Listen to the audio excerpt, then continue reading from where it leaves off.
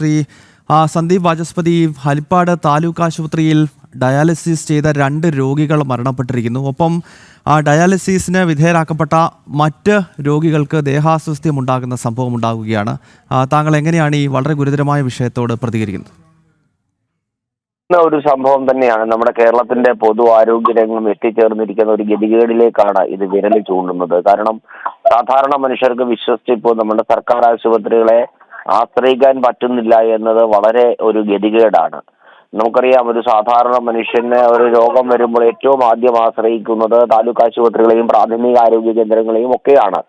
അവിടെ ചെല്ലുമ്പോൾ അവരുടെ ജീവന് പോലും ഭീഷണിയാകുന്നു, അല്ലെങ്കിൽ അവർക്ക് അണുവിയുക്തമായ ഒരു സാഹചര്യം ഒരുക്കി കൊടുക്കാൻ പോലും സർക്കാരിന് കഴിയുന്നില്ല എന്നത് ഈ പിണറായി വിജയൻ ഭരണകാലത്ത് സംഭവിച്ചിട്ടുള്ള ഒരു ഗതികേടാണ്. കാരണം കേരളം ആരോഗ്യരംഗത്ത് ഒന്നാം നമ്പർ എന്ന് പലയിടങ്ങളിൽ പറയുമ്പോഴും അടിസ്ഥാന പ്രശ്നങ്ങൾ, അല്ലെങ്കിൽ നമ്മുടെ അടിസ്ഥാന മേഖലയിലെ വളരെ ദുരിതപൂർണമായ അല്ലെങ്കിൽ വളരെ പരിതാപകരമായ അവസ്ഥയാണ് ഇപ്പോൾ നിലനിൽക്കുന്നത്. അതിന്റെ ഏറ്റവും ഒടുവിലത്തെ ഉദാഹരണമാണ് ഈ ഹരിപ്പാട് താലൂക്ക് ആശുപത്രിയിൽ സംഭവിച്ചിട്ടുള്ളത്. സ്വാഭാവികമായും ഇത് വളരെ വലിയ ഒരു ആരോഗ്യ പ്രശ്നമായിട്ടാണ് നമ്മൾ മനസ്സിലാക്കുന്നത്.